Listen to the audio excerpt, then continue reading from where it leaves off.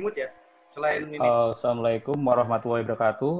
Salam sejahtera buat kita semua. Selamat malam, mas-mas, bapak-bapak, ibu-ibu, mas-mas, kawan-kawan sekalian. Malam ini kita akan melanjutkan diskusi komunikasi volume yang ke-6. Alhamdulillah diskusi udah berjalan ke-6 ya, dan moga-moga diskusi ke depan kita juga rencana ada lagi diskusi ke-7, ke-8, mungkin sampai nanti ke-10, sampai ya saya nggak tahu sampai kapan ya. Semoga diskusi aura diskusi tetap bisa berhikmat dan terus belajar, terus riset, dan untuk memancing mematik yang lain juga. Tak henti-hentinya mungkin saya juga mengundang ya yang teman-teman yang lain, Bapak Ibu, Mas-mas, untuk silahkan kalau mau bergabung ke untuk menjadi speaker gitu ya, menjadi speaker berikutnya. Tinggal risetnya nanti bisa di-share ke saya atau di-share di grup. Nah, ini kebetulan dua narasumbernya juga sama sebelum kenal, dan kebetulan sama-sama riset dan akhirnya ketemu nih. Untuk mempersingkat waktu, itu saja dari pengantar dari saya. Saya serahkan malam ini. Jadi kemarin di awal udah pernah saya ngisi, dan moderator juga Mbak Andis di sini juga datang, pernah jadi moderator juga. Nah, ini sekarang saya beri kesempatan untuk Mbak Asvin ya, biar sama-sama belajar jadi moderator. Silakan Mbak Asvin ini alumnus Universitas Diponegoro, dia Mawapres nih, mahasiswa prestasi Undip tahun berapa, Mbak? Silakan Mbak Asvin, mungkin bisa perkenalan sama yang lain. Terima kasih. Jadi saya cukup ya. Ya, terima kasih Mas Erik kesempatannya. Perkenalkan, saya Asvini. Ya, saya mahasiswa Universitas Diponegoro, adik-adikannya Mas Erik. Enggak. Adik tingkatnya Mas Erik, cuma saya di Fakultas Hukum. Ya, kenapa saya tertarik dengan jurnalistik? Emang dari dulu saya hidupnya juga dikelilingi oleh orang-orang jurnalistik yang bergerak di bidang jurnalisme. Kebetulan juga skripsi saya tulis tentang pers, seperti itu. Jadi kesukaan saya memang saya bangun dari dulu sampai sekarang. Dan ternyata diskusi yang sudah berlangsung yang diadakan sama Mas Erik lewat perspektif.id sampai diskusi ke-6 ini memang sangat menarik bagi saya.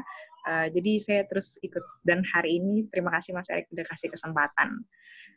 Untuk diskusi hari ini, untuk diskusi yang ke-6, sebagaimana tadi Mas Erik udah bilang, udah menyampaikan bahwa diskusi-diskusi sebelumnya, media sosial dan post-truth, konvergensi media, studi memori di mediation era, terus ekonomi politik media digital dan demokrasi, dan yang ke-6 ini jurnalisme dan sejarah ya Mas Erik.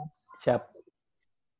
Ya, untuk malam ini kita ada narasumber, ada Mas Agil Kurniadi. Beliau adalah sejarawan S1 S2 UI ya Mas ya, Mas Agil. Ya, sekarang beliau adalah seorang research associate di CIC Lembaga Riset. Kemudian narasumber yang kedua ada Mas Andri Setiawan. Mas Andri udah connect ya? Bilang. Halo. Ada nggak Mas Andri? Ada. Oke, Mas Andri, ada Mas Andri, beliau adalah jurnalis historia.id. Waktu masa kuliah, Mas Andri ini juga untuk materinya nanti mengenai jurnalisme dan sejarah, mungkin bisa aku langsung persilahkan. Kebetulan meskipun ada dua narasumber hari ini, tapi beliau-beliau ini nanti akan menyampaikan dua hal yang berbeda, dua materi yang berbeda, jadi nggak saling tumpuk-tumpuk juga. Mungkin yang pertama, Mas Aldi kan jadinya karena aku lihat Mas Aldi di sini. Mas Agil dulu ya, Mas Erik, atau siapa dulu, Mas Agil dulu atau Mas Andri dulu? Mas Agil dulu. Oke, untuk Mas Agil boleh dipersilakan langsung materinya. Oke. Bentar ya. Saya atur dulu.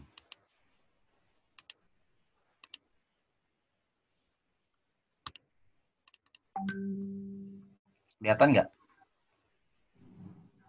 Iya, udah kelihatan, Mas. Kelihatan. Oke.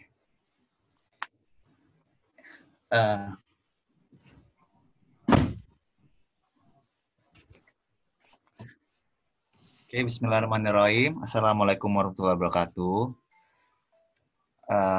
Perkenalkan, saya Agil Kurniadi.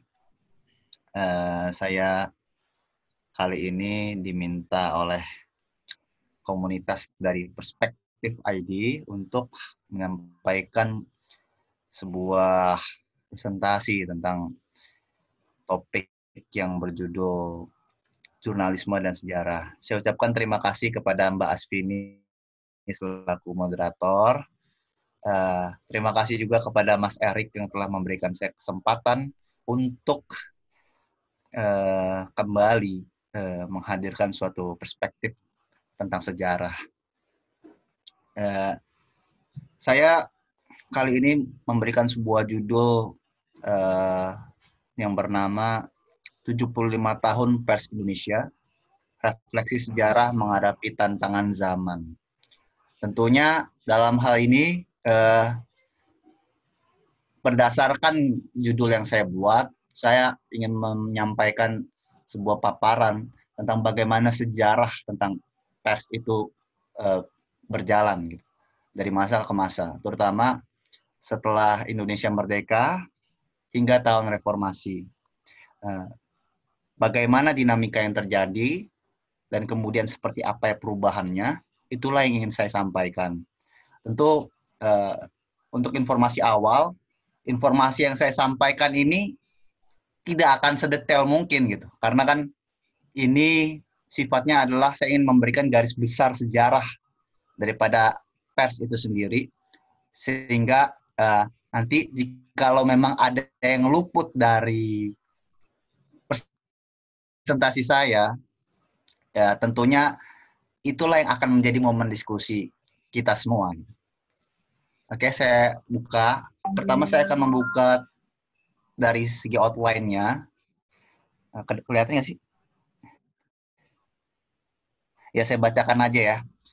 Yang pertama, saya akan berikan garis besar daripada perkembangan pers.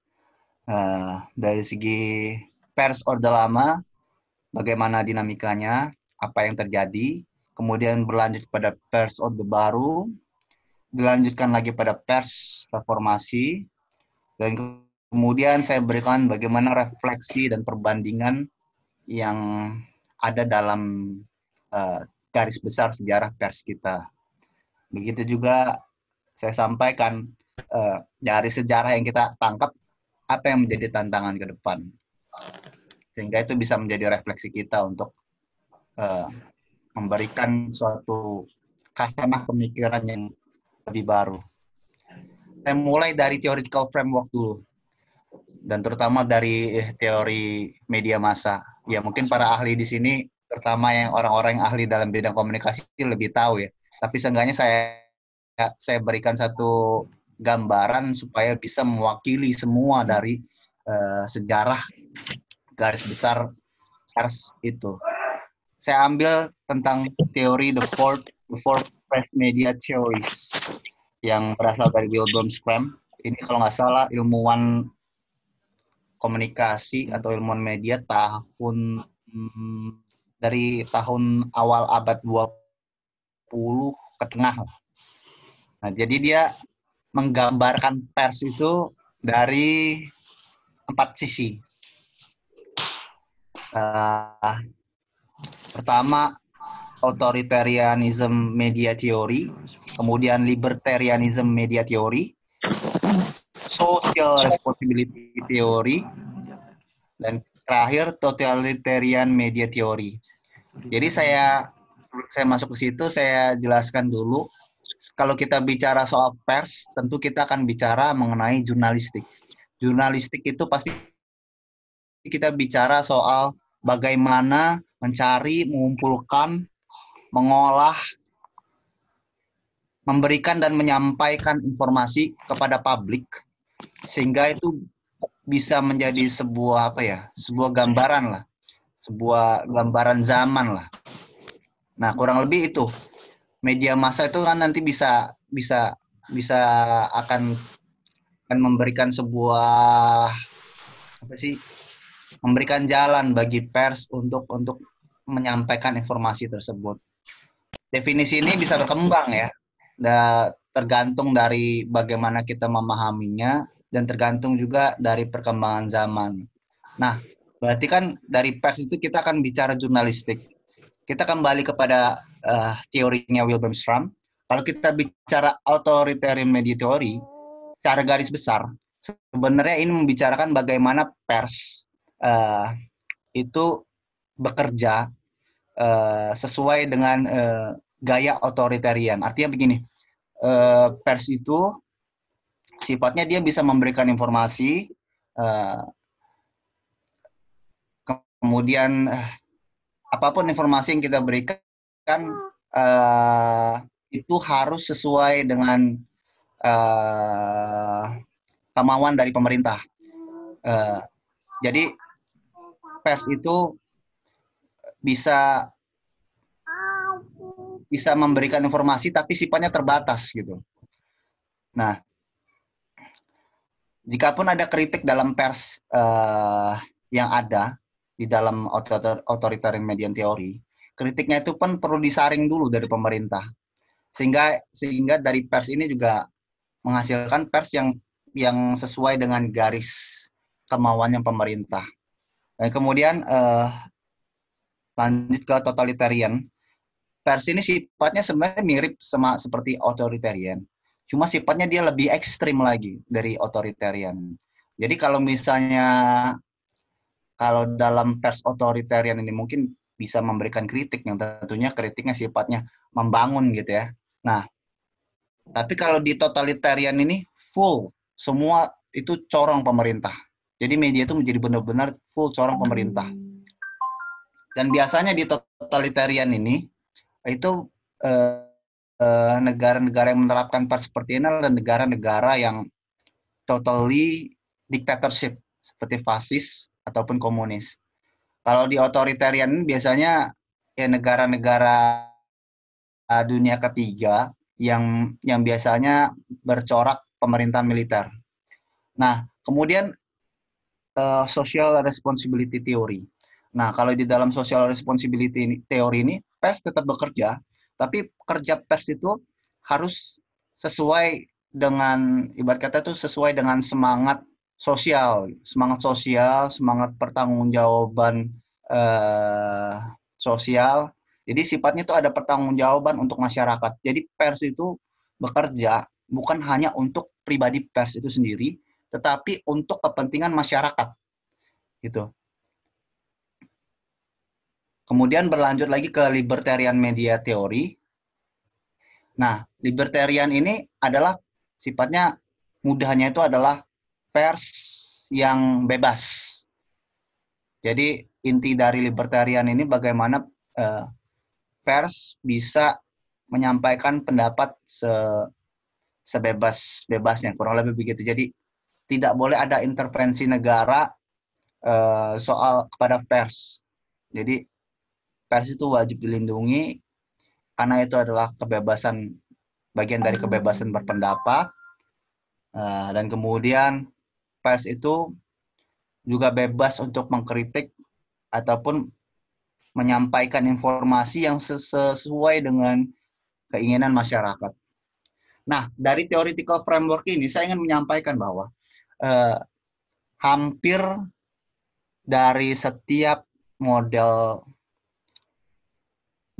media teori itu ada di dalam zamannya pers kita di Indonesia. Terkecuali totalitarian media teori. Itu yang nggak ada di kita. Oke, saya lanjut kemudian di pers Orde Lama. Jadi bagaimana perkembangannya? Pers Orde Lama ini juga sebenarnya kalau saya tangkap ini bisa menjadi kebagi dua. Di mana pada era revolusi kemerdekaan, itu yang pertama, dan yang kedua adalah pada era demokrasi liberal dan terpimpin. Nah, pada era revolusi kemerdekaan, pers ini sifatnya memiliki semangat untuk memperjuangkan kemerdekaan karena masuk angin, maaf. Karena sifatnya kalau kita lihat rentang waktunya itu dari tahun 45 sampai sekitar tahun 49. Jadi pada masa revolusi kemerdekaan. Jadi pers ini tujuannya adalah mendukung Indonesia agar tetap merdeka dan kemudian menyebarkan berita-berita kemerdekaan gitu. Nah, misalnya gini, seperti saya contohkan, di dalam pers di era revolusi kemerdekaan itu, kita bisa melihat lembaga media massa yang namanya Kantor Berita Antara, yang sekarang jadi BUMN. Nah, itu sebenarnya kan didirikan awalnya itu kan untuk menyebarkan berita-berita kemerdekaan, karena waktu itu kita harus ingat teknologi belum secanggih sekarang, sehingga di zaman itu butuh wartawan-wartawan yang tugasnya untuk menyebarkan berita-berita itu, terutama dari wartawan nasionalnya, ada kemudian juga wartawan lokalnya. Nah, di situ banyak beberapa surat kabar, seperti contohnya Antara. Salah satunya figur yang dari Antara itu adalah Adam Malik, yang kelak nanti bakal jadi wakil presiden mendampingi Pak Harto. Kemudian juga ada Koran Merdeka, yang figurnya banyak ditonjolkan oleh BM Dia. Kemudian juga ada yang namanya Koran Pembangunan. Itu figurnya ada di Sultan Takdir Ali Syabana. Kemudian Siasat, Pedoman, dan sebagainya. Itu di pers di bidang nasionalnya. Kemudian juga di bidang lokalnya, banyak juga pers-pers lokal yang juga turut membantu menyebarkan berita kemerdekaan. Misalnya seperti pers koran Menara Merdeka yang ada di Ternate, ya kan? Kemudian Suara Indonesia, Pedoman yang ada di Makassar, Suara Merdeka yang ada di Bandung, Suara Rakyat yang ada di Surabaya, Kedaulatan Rakyat, Nasional, Koran Nasional yang ada di Yogyakarta, Suluh Rakyat yang ada di Semarang. Nah, baik pers nasional ataupun lokal, dua-duanya sama untuk bagaimana mempropagandakan semangat kemerdekaan. Dan ketika pada zaman itu terjadi, pers yang nasionalis ini sifatnya, itu terkadang juga mereka bekerja melawan propaganda pers yang dibuat oleh Belanda. Misalnya seperti pers yang dibikin Belanda itu seperti The Courant yang ada di Bandung gitu. The Lokomotif, mungkin orang-orang sejarah banyak tahu nih.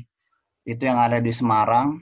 Kemudian Java Bode, itu yang ada di Jakarta. Nah, dalam hal ini, ya disitulah di dalam kemerdekaan itu banyak sekali diskursus yang terjadi, dan mereka ya bisa dikatakan dalam dinamika itu saling bertempur satu sama lain. Nah, kurang lebih begitulah di era revolusi kemerdekaan. Dan kalau kita kaitkan dengan teori yang saya sebutkan tadi, itu kan sangat bertepatan juga dengan yang social responsibility media theory. Nah, kurang lebih seperti itu. Pada era selanjutnya, yakni di demokrasi liberal dan terpimpin, jadi pers setelah itu berkembang. Setelah berkembang, ternyata pers ini dikuasai partai politik. Dalam artiannya begini, setiap partai politik itu memiliki jenis koran gitu. Misalnya nanti PKI memiliki Harian Rakyat, kemudian NU pada saat itu yang menjadi partai ya, itu memiliki Duta Masyarakat, PNI memiliki Seluruh Indonesia. Nah, jadi masing-masing partai politik ini mengedepankan kepentingannya dalam suatu politik, tapi kepentingan itu ketika itu masih sangat terhubung dengan kepentingan yang ada pada era revolusi kemerdekaan, di mana semangat yang dijunjung itu benar-benar semangat yang sifatnya nasionalisme. Meskipun pada titik tertentu banyak terjadi perbedaan pandangan dari tiap-tiap masing partai politik. Tapi di situ diskursus terjadi. Itulah yang saya katakan. Dan kemudian pada era ini juga pers mulai diatur, yakni tepatnya pada peraturan nomor PKM 001/1956. Artinya pers ini udah mulai ibarat kata diatur tuh dalam untuk kepentingan tertentu, dan kebebasan pers itu udah mulai dibatasi sebenarnya. Nah, peraturan ini sebenarnya dibentuk oleh Kepala Staf Angkatan Darat selaku penguasa militer untuk sebenarnya mengerem kebebasan berekspresi dari masing-masing pers. Nah, kemudian pers ini pun juga berlanjut ke Undang-Undang Pers nomor 11 tahun 1966. Nah, di sini tepatnya itu ketika demokrasi terpimpin. Yang mana sebenarnya kan Soeharto ini berupaya untuk merevolusikan semua sistem. Jadi apapun sistemnya, semua harus terpaku pada revolusi yang dijargonkan itu. Nah, jadi pada akhirnya pers diatur sedemikian rupa sesuai dengan kepentingan revolusi dari Soekarno. Singkatnya begini, pers pada era Orde Lama, terutama pada masa demokrasi terpimpin, diatur tidak hanya untuk media komunikasi massa, tetapi sifatnya juga sebagai alat revolusi dalam tata kelola negara gitu. Kurang lebih seperti itu. Nah, saya berikan contoh, ini Harian Rakyat, ini koran dari koran milik PKI ya, yang terafiliasi dengan PKI. Ini Harian Rakyat, kemudian ini Duta Masyarakat, ini koran yang terafiliasi dengan NU, membubarkan PKI itu. Ini kalau nggak salah tahun 65 ini. Nah, pers terus berlanjut. Nah, kemudian setelah rezim Soekarno runtuh pada tahun 66, 67, nah pers kan kemudian dikendalikan oleh Soeharto sebagai presiden yang baru.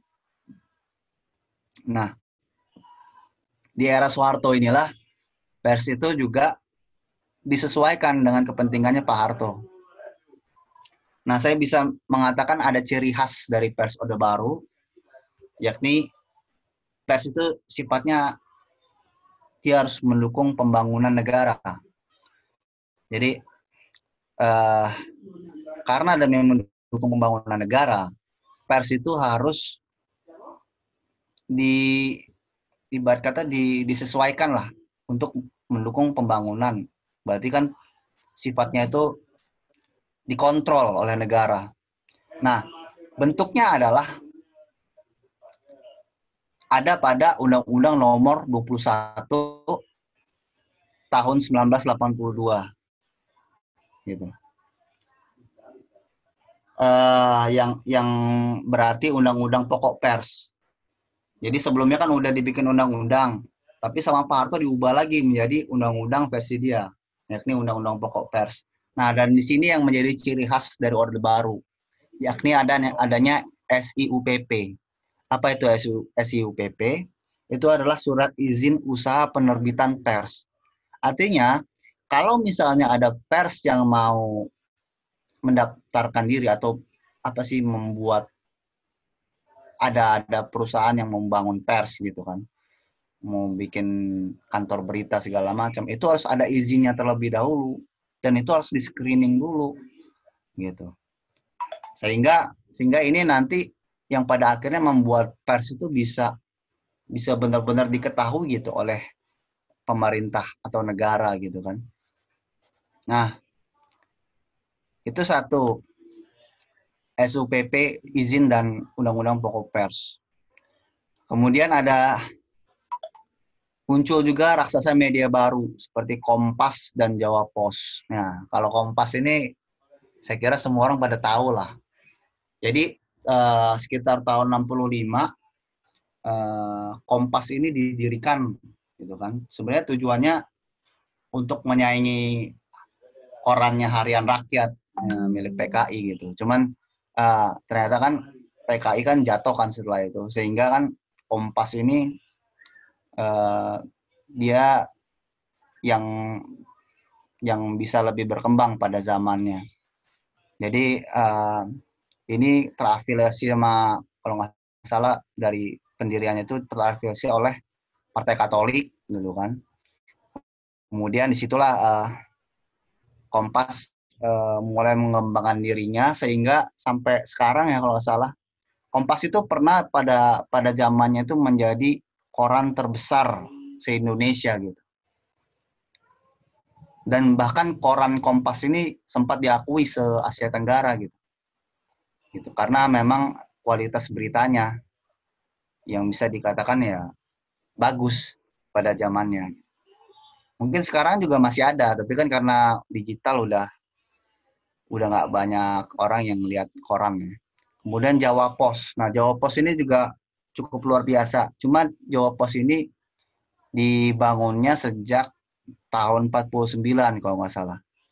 Nah, tapi Jawa Pos pada zaman Orde Baru itu sempat menjadi koran terbesar ketiga atau kedua gitu pada masa Orde Baru. Dan Jawa Pos itu banyak menginisiasi koran-koran lokal juga gitu.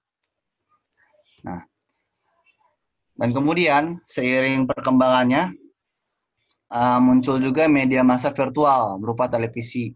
Nah, ini yang saya bilang ini seperti TVRI gitu kan, yang masih ada hingga sekarang. Itu mulai berkembangnya pada era Orde Baru. Dan TVRI ini saat itu benar-benar menjadi corong juga ada Orde Baru untuk menyampaikan propaganda-propagandanya. Nah, kalau misalnya kita lihat Orde Baru dengan Orde Lama, salah satu hal yang membedakannya juga itu di bidang teknologi. Karena teknologi pada era Orde Lama belum secanggih teknologi informasi pada masa Orde Baru. Nah, sehingga waktu itu TVRI juga banyak menjadi pilihan ya untuk dari rakyat untuk mendapatkan informasi. Nah, kemudian juga yang suka rame di Orde Baru itu ada soal pemberedelan gitu.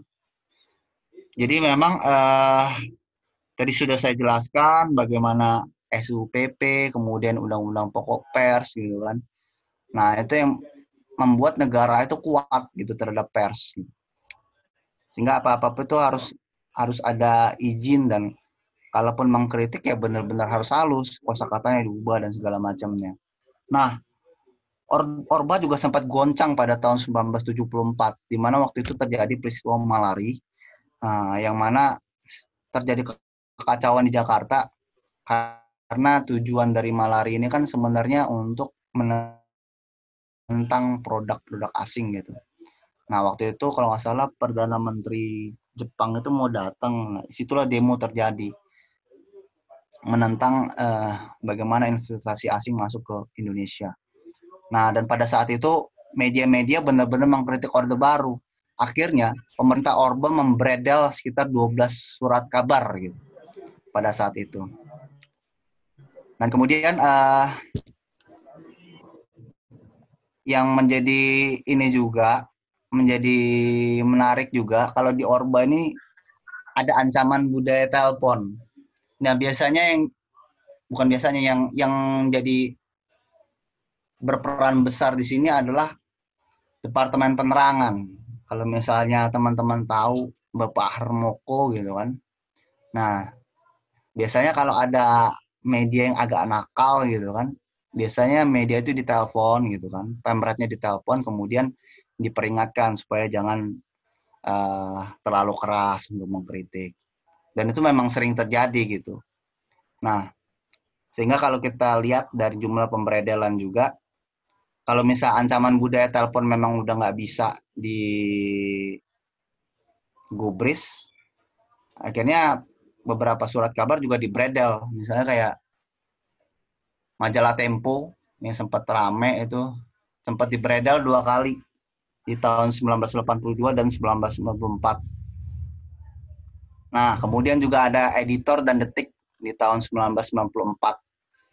Nah, kemudian Harian Sinar Harapan itu juga sempat dibredel. Kalau Sinar Harapan ini berkali-kali dibredel. itu sekitar 2, 3, 4, 5, 6. 6 kali di Bredel. Cuma kan kalau Sinar Harapan ini di Orde Lama di Bredel juga, Orde Baru lebih banyak di Bredel gitu. Itu sampai 1986 di Bredel. Harian Indonesia Raya ini dipegang sama Mohtar Lubis kalau nggak salah. Itu sempat di Bredel di tahun 74. Kemudian Harian Rakyat. Nah, kalau Harian Rakyat ini menarik. Nah, dia di Bredel pada era Orde Lama gitu. Jadi Orde Lama juga pernah nge-Bredel Surat Kabar ya. Kemudian Harian Abadi tahun 1974. Ini bertepatan juga dengan Malari. Gitu. Dan kemudian kan PWI saya jelaskan nggak tadi? Nah, biasanya yang menjadi ininya itu yang biasa menjadi apa sih? Punya peran juga dalam soal pengontrolan pers ini juga ada di PWI, Persatuan Wartawan Indonesia. Ini saya lupa jelaskan tadi. Jadi ketika masa awal kemerdekaan kan waktu itu dikobarkan semangat nasionalisme melalui pers. Nah, PWI juga punya peran saat itu. Awalnya untuk turut ngumpulin wartawan untuk bagaimana bisa mengobarkan semangat kemerdekaan ini ke berbagai penjuru. Tapi pada masa Orde Baru, PWI itu jadikan alat oleh Orde Baru untuk menyampaikan atau menggunakan kepentingan-kepentingan Orde Baru itu sendiri gitu. Untuk mengontrol pers lah bahasanya. Kurang lebih begitu. Jadi biasanya ada keterhubungan nih dari PWI kemudian Ketua Dewan Pers nih. Kayak gitu. Nah, Dewan Persnya sendiri kan dipegang sama Menteri Penerangan gitu. Nah, sehingga itu jadi kayak sebuah sistem gitu, bagaimana negara mampu mendominasi terhadap kekuatan pers. Nah, ini seperti majalah Tempo. Nah, ini sempat dibredel nih, Tempo Habibie dan kapal itu. Gara-gara dia mengekspos tentang Habibie. Nah, kemudian ini Sinar Harapan. Oh, ini zaman Orde Lama nih, Sinar Harapan. Nah, kurang lebih begitu kalau masa Orde Baru. Kemudian pers berlanjut lagi pada masa reformasi. Nah, kalau di reformasi ini yang menjadi menarik. Karena kan begini, kalau kita lihat di pers Orde Baru itu, kalau secara teoritikal, meskipun juga realitas lebih majemuk ya, itu sebenarnya kalau saya kaitkan dengan teoritikalnya itu lebih kepada authoritarian median teori itu yang saya katakan tadi. Jadi dia sifatnya itu pers bisa dikontrol oleh negara. Nah, ketika Soeharto jatuh tahun 98, itu terjadi perubahan besar terhadap pers. Waktu itu banyak juga upaya menentang pers yang dikontrol oleh negara. Sehingga itu terjadi perubahan besar dari segi hukumnya dan kemudian juga bagaimana pandangan terkait pers. Nah, berkaca pada teorinya Wilbraham Sum itu, akhirnya pers reformasi itu lebih mengarah kepada libertarian media teori itu. Yang mana pers menekankan pada pentingnya untuk bebas berpendapat. Jadi pers era reformasi ini pers yang sifatnya memang liberal gitu, yang bebas untuk menyatakan pendapatnya, kritik apapun boleh, dan kemudian informasi apapun juga tidak lagi disaring oleh negara gitu. Ini dibuktikan dengan bagaimana lahirnya Undang-Undang Nomor 40 tahun 1999 mengenai jaminan kebebasan pers. Artinya ketika ini udah ada gitu kan. Jadi pers itu tak lagi dikontrol oleh Departemen Penerangan. Tapi pers itu sekarang udah bebas, dia sudah dilindungi secara hukum dan kemudian bebas menyatakan pendapatnya. Nah, Apa cirinya? Kalau misalnya saya lihat dan saya kaji, cirinya itu kurang lebih ada 3. Kalau berkaca dari Orde Baru, di pers reformasi ini nggak ada lagi pasal yang mencantumkan soal izin penerbitan pers. Jadi nggak ada lagi soal kalau mau bangun pers harus izin dulu ke pemerintah. Semua bebas untuk membuat media gitu kan. Dan yang menjadi menarik ya karena nggak ada izin penerbitan pers, jadi IUPP itu udah nggak ada, hangus, lenyap gitu. Nah, itu yang pertama. Kemudian yang kedua, wartawan mendapatkan perlindungan hukum dari pemerintah dalam melaksanakan tugasnya. Ini juga berbeda dari masa Orde Baru. Kalau masa Orde Baru itu kan nggak ada perlindungan hukum. Tapi kalau sekarang ada perlindungan hukum gitu.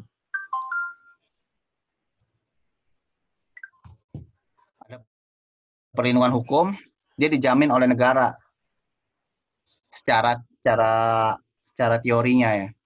Begitu. Dan ketiga, ada pembentukan Dewan Pers yang independen dengan tugas menjaga kemerdekaan pers. Nah, ini masuk yang ketiga.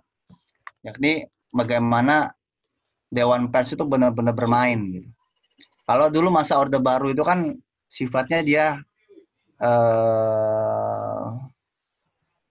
semua diatur oleh Departemen Penerangan. Pada era reformasi, Gus Dur ketika menjadi presiden itu membubarkan Departemen Penerangan dan kemudian menggantinya dengan Kementerian Komunikasi Informasi kalau nggak salah. Nah, sementara pers itu benar-benar ditumpukan kepada Dewan Pers. Nah, kalau yang sekarang juga sebenarnya Dewan Pers itu kan punya banyak afiliasi ya, nggak cuma sekedar PWI. Kalau sekarang kan ada AJI, ada HT, kemudian ada AMSI dan sebagainya. Sehingga kan berbagai macam pandangan bisa lebih beragam gitu di era reformasi ini. Nah, kemudian juga yang menjadi pers di era reformasi ini juga menarik. Ada alternatif informasi selain pers. Yakni ini kan dipengaruhi oleh perubahan teknologi. Yang mana yang dulu, kalau zaman Orde Lama itu kita nggak banyak namanya TV gitu kan. Cuman maksimal teknologinya itu ada di radio. Orde Baru itu ada televisi dan radio. Sekarang di era reformasi ada yang namanya internet. Nah, ini akhirnya mengakibatkan munculnya banyak perubahan dari segi media. Terutama kan nggak ada batasan lagi di bidang izin pers ya. Jadi tiba-tiba banyak anak-anak media yang bermunculan, terutama di bidang online, selain cetak ya, di bidang online dan kemudian di bidang lainnya. Di sisi lain, perubahan teknologi ini bisa menciptakan satu alternatif informasi yang berbeda dengan pers, yakni kekuatan sosial media yang sekarang juga terjadi. Nah, sosial media ini kan juga bisa jadi kekuatan individu lah untuk nge-share informasi dan sebagainya. Tiap-tiap orang bisa nge-share informasi dan itu bisa menjadi satu informasi yang lebih beragam lagi gitu. Bahkan saking banyaknya informasi, kadang-kadang kita juga malas ngeliat informasi kan, karena kita nggak tahu mana yang kredibel dan mana yang enggak.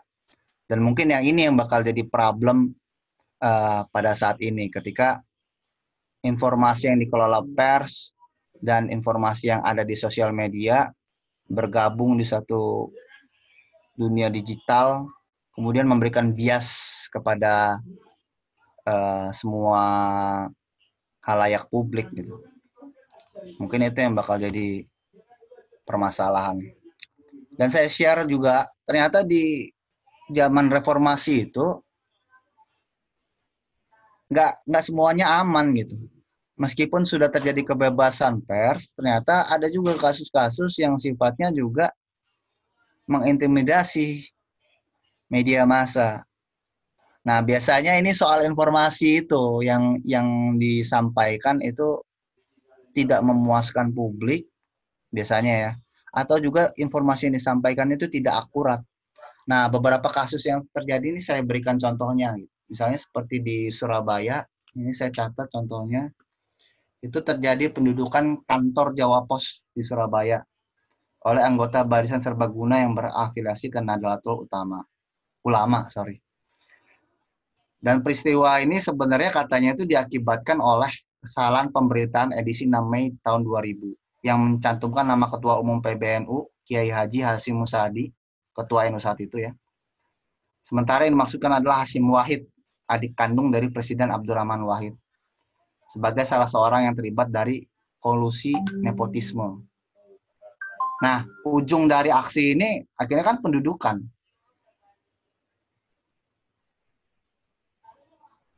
Dan kemudian para kiai-kiai yang ada di Surabaya saat itu menyerukan kepada Nahdliyin supaya memboikot koran Jawa Pos itu sebagai bentuk protes terhadap sharing informasi yang mereka berikan. Itu yang pertama. Kemudian ada juga yang di Jakarta ini, kantornya SCTP itu digeruduk massa, gitu kan.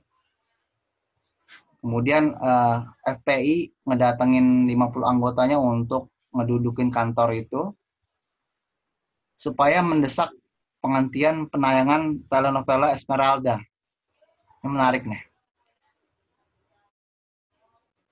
Nah, ini yang mengakibatkan jadi ibaratnya sharing informasi itu juga ya nggak semuanya itu selalu positif gitu. Ada juga terjadi di Yogyakarta gitu kan. Bagaimana massa menyerbu kantor harian Bernas. Ini kurang terkenal sih beritanya. Korannya. Kemudian bagaimana itu penyerangan itu disebabkan oleh tuduhan kalau harian koran itu mengangkat berita yang tidak akurat dan dianggap merugikan umat Islam di Dusun Baki. Nah, sentimen agama juga turut memprotes aksi ini. Nah, kurang lebih itu ya dari kasus-kasus. Jadi saya refleksikan ada beberapa perbandingan lah, ibarat kata secara indikator ya.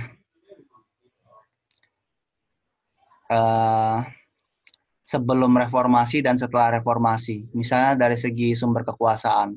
Biasanya kalau sebelum reformasi ini, dia didominasi oleh elit politik ekonomi, kelas dominan atau negara. Jadi biasanya mereka yang terhubung ke negara itu bisa dapat sumber kekuasaan atas pers. Tapi kalau setelah reformasi ini, jadi banyak juga kelompok non-negara yang juga bisa menyaingi sumber kekuasaan tersebut. Jadi banyak alternatif lah. Kemudian sistem pemilikan media, kalau sebelum reformasi itu sulit menembus karena ada regulasi perizinan terbit. Jadi ada satu pengetatan terhadap pers gitu. Dan tergantung juga dari akses ekonomi dan kemampuan ekonominya. Nah, kalau sekarang ini, jadi setiap orang asal lo punya kemampuan idealisme jurnalistik, kemudian punya modal ekonomi, nggak perlu pakai regulasi perizinan, media pun juga bisa terbit. Tuh. Kemudian dan dari isi dan orientasi media. Jadi sebelum reformasi, itu sifatnya dia lebih cenderung ke negara atau penguasa dan kelas ekonomi dominan. Tapi kalau setelah reformasi, itu lebih berorientasi kepada masyarakat atau paling tidak kelompok sosial politik non-negara. Nah, ini bentuk yang berbeda ketika pers dalam sejarah antara sebelum reformasi dan setelah reformasi. Dari segi perundang-undangan, sebelum reformasi itu, tadi sudah saya jelaskan ya, ada SUI UPP, Surat Izin Usaha Penerbitan Pers. Kemudian Dewan Redaksi harus mendapatkan persetujuan dari Ketua Dewan Pers. Dan Ketua Dewan Persnya itu adalah Menteri Penerangan. Kemudian dari isi pemberitaannya bertentangan dengan kepentingan pemerintah. Kalau misalnya itu bertentangan, pasti dibredel. Tapi kalau setelah reformasi, itu tidak ada lagi surat izin usaha penerbitan. Kemudian muncul undang-undang tentang jaminan kebebasan pers. Kemudian Ketua Dewan Pers itu nggak dikuasain lagi sama Menteri Penerangan, melainkan bisa dari masyarakat sipil.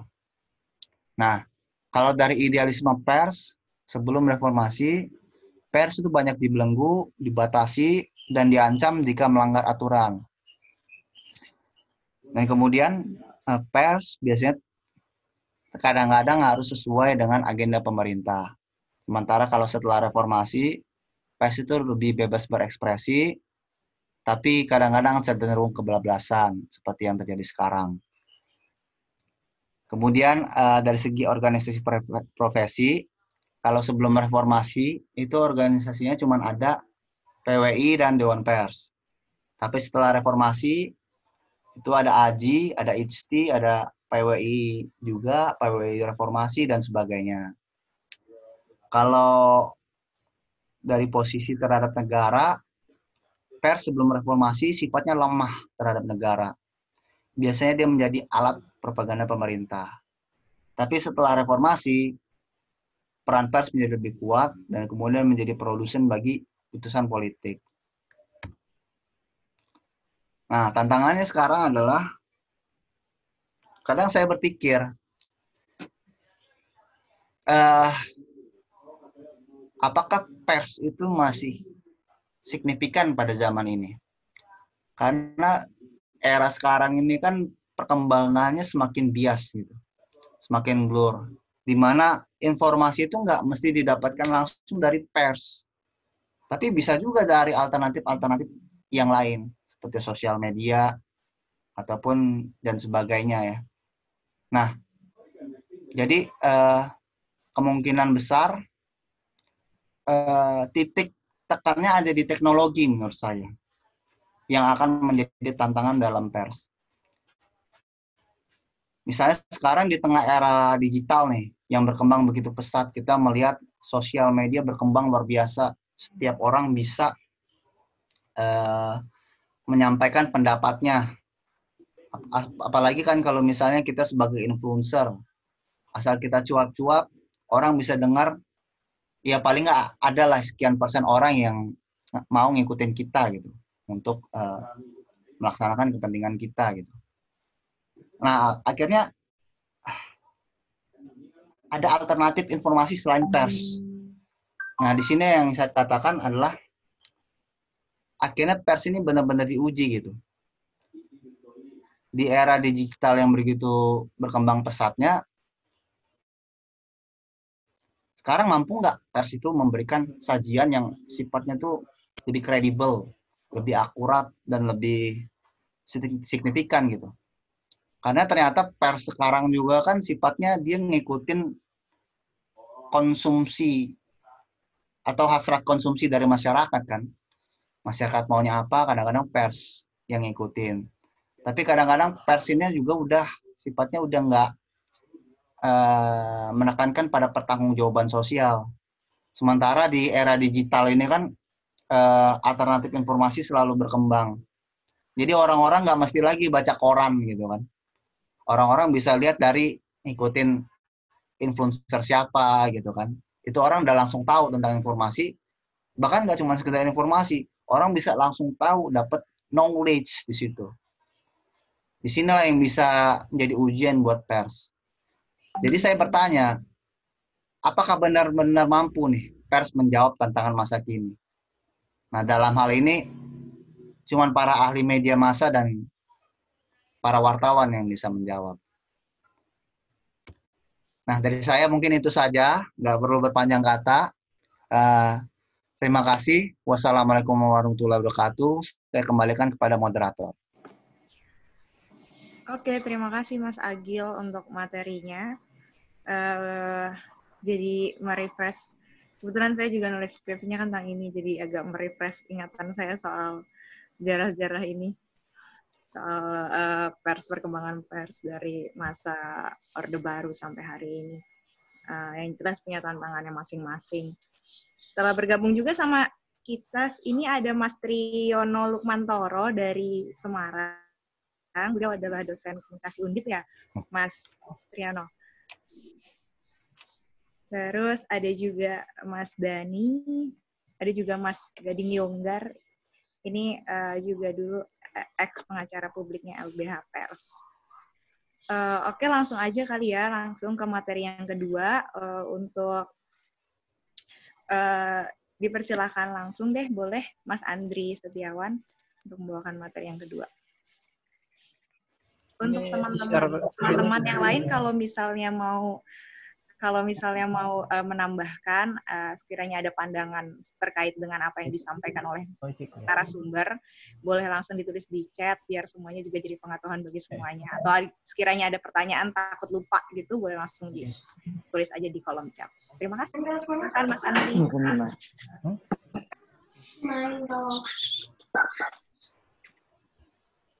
Oke.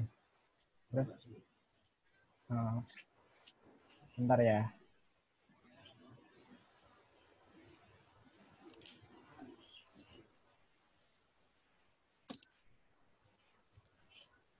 Udah keluar belum? Halo? Sudah, Mas. Sudah. Oh iya. Ya. Makasih buat Mbak Astini sama siapa? Mas Agil tadi udah lengkap banget ya cerita soal sejarah pers. Kemarin Mas Erik itu kan mintanya supaya biar nyambung ke ilmu komunikasi. Akhirnya kita nyari-nyari gimana kalau jurnalisme sejarah. Cuman sebenarnya saya juga kurang berkapasitas ya sebenarnya buat ngomong soal ini. Cuman bisa cerita dikit dari yang saya tahu aja sih, share-share di sini. Mungkin langsung aja sih. Nggak bisa ya? Udah geser belum sih? Oh, ya. Jadi kalau ngomongin pers dan jurnalisme juga, mungkin kita nggak bisa luput ngomongin Mas Marco ya, Mas Marco Kartodikromo. Dia ini salah satu perintis jurnalisme di Indonesia. Lahir tahun 1890, meninggal di Bovendigul 1932. Dia bukan dari kalangan priai atau yang punya privilege buat mendapat pendidikan yang bagus ya. Jadi dia belajar otodidak, belajar juga dari Tirto Adi Suryo. Nah, dia banyak bergabung, pindah-pindah juga di berbagai surat kabar dan majalah. Damai dan Priai, Dunia Bergerak, Guntur, Sinar Hindia, dan lain-lain. Cuman sebenarnya yang menarik kalau kita mau ngomongin jurnalisme sejarah, Mas Marco ini tahun 1924 dia pernah tinggal di Salatiga. Dia nulis di koran Hidup. Waktu itu dia nulis sejarah babat tanah Jawa. Selama sekitar 1 tahun secara bersambung antara 1 Juni 1924 sampai Februari 1925. Ini udah diterbitin sama Ibuku. Jadi kumpulan tulisannya dia itu diterbitin sama Ibuku. Cuman saya juga sebenarnya belum baca ya babat tanah Jawanya dia. Tapi dari situ sebenarnya bisa kita kalau boleh simpulkan adalah Mas Marco saat itu telah mencoba untuk menulis sejarah alternatif di media, di koran tepatnya. Jadi ini mungkin jadi kayak perintis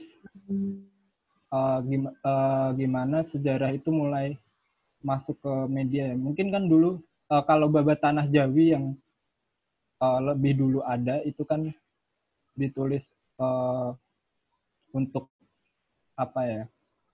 semacam pengkultusan terhadap raja-raja, bahkan diceritakan juga dari Nabi Adam gitu. Tapi di sini Mas Markus coba nulis Babat Tanah Jawa versi dia sendiri gitu.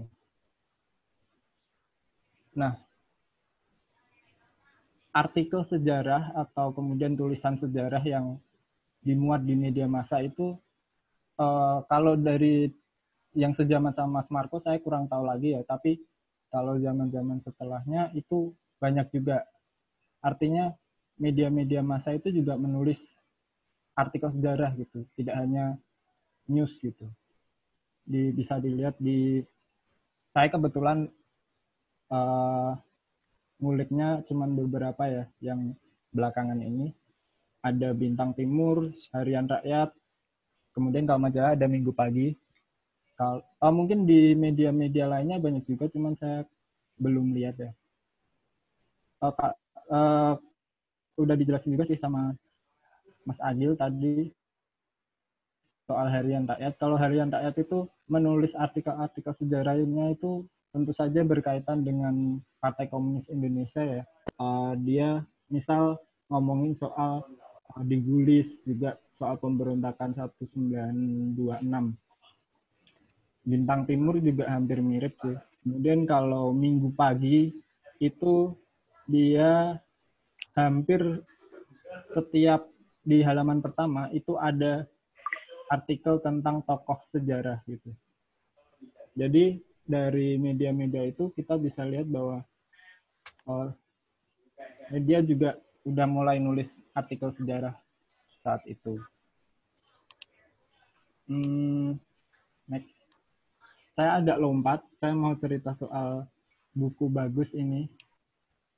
Ini judulnya The Orchid Thief atau Pencuri Anggrek. Bentar. Ini dia sebenarnya lebih sering dipakai contoh untuk jurnalisme sastrawi. Cuman di sini menarik juga.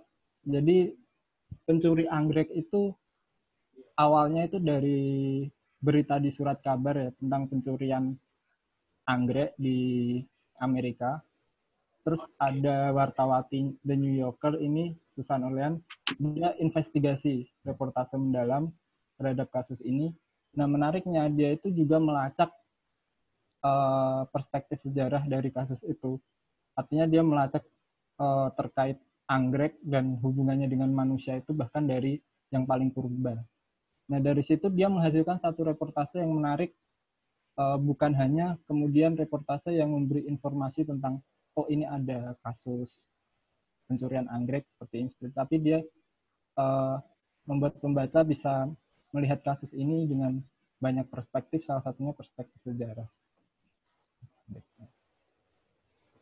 Nah, kita balik lagi ke Indonesia. Saya kecepatan nggak sih? Nggak ya?